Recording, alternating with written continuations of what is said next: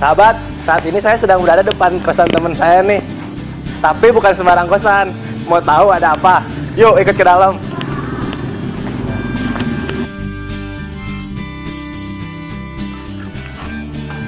Sahabat, secara sekilas tempat ini nampak seperti kosan pada umumnya.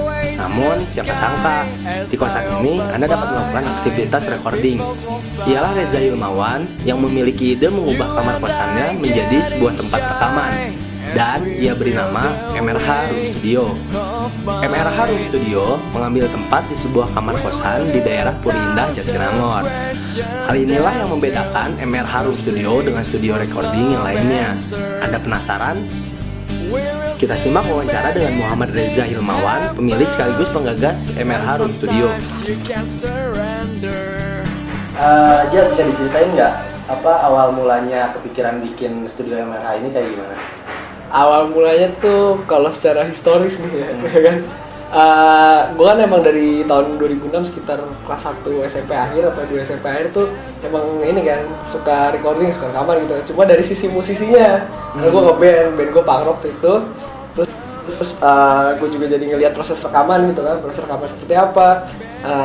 Gimana sekalian nanya, kebetulan sound engineer-nya tuh nggak pelit ilmu. Nah, akhirnya mulai tertarik di situ. Cuma konsep awal MRH sendiri tuh baru muncul sekitar tahun 2011 akhir. Desember itu gue kepikiran, gue bisnis apa ya yang bisa sambil kuliah gitu kan? Bisnis apa yang bisa sambil kuliah? Tapi kan kata senior gue di Pecinta Alam Rap School SMA-nya, kalau bisnis kayak gitu nggak bisa ditinggal. Lu milih kuliah apa enggak? Nah, gue kuliah gue seneng banget gitu kan, antropologi emang gue pengen dari SMP. Akhirnya kepikiran lah, kenapa gue nggak bikin studio recording gitu kan? Tapi gimana nih, gue mesti ngakalin kan, sedangkan gue di kamar gitu, akhirnya gue mulai akal-akalan. Jadilah proses itu gue mulai dari nol tuh modelnya sekitar bulan Januari 2012 dan udah mulai jadi Mei, cuma beroperasi full tuh Juni. Nah, jadi tercetusnya itu karena gimana nih ya, dan kebetulan karena emang ada background gue suka recording tapi dari segi musisinya gitu, tercetusnya sih awalnya seperti itu.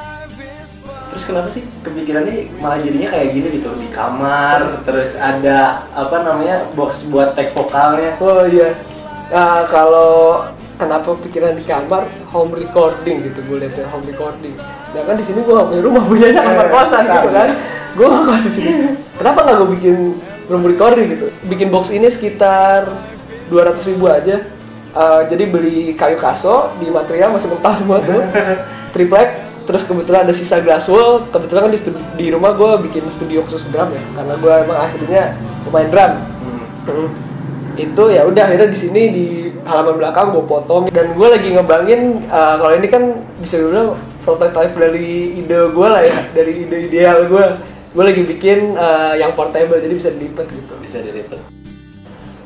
Kalau boleh tahu modal buat bikin room recording kayak gini berapa sih?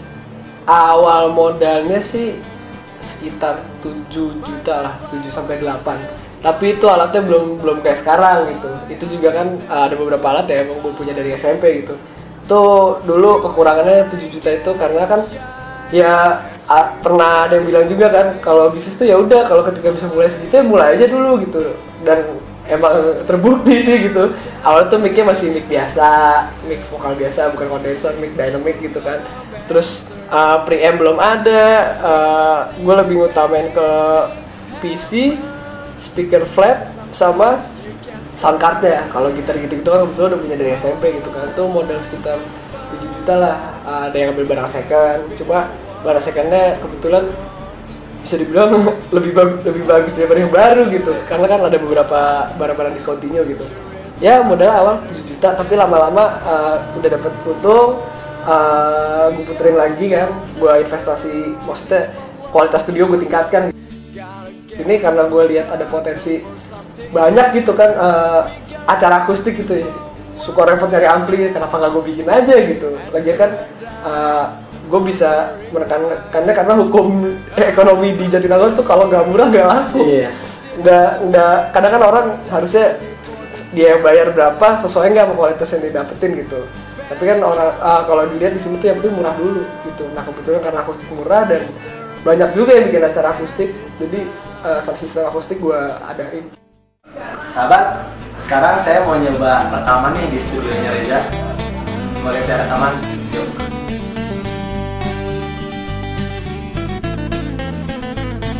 Doakan saya, sahabat.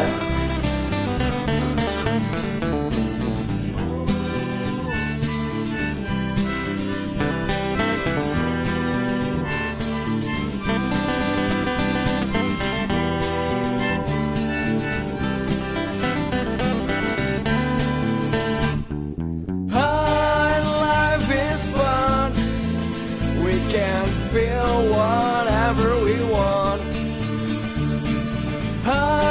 Life is fun.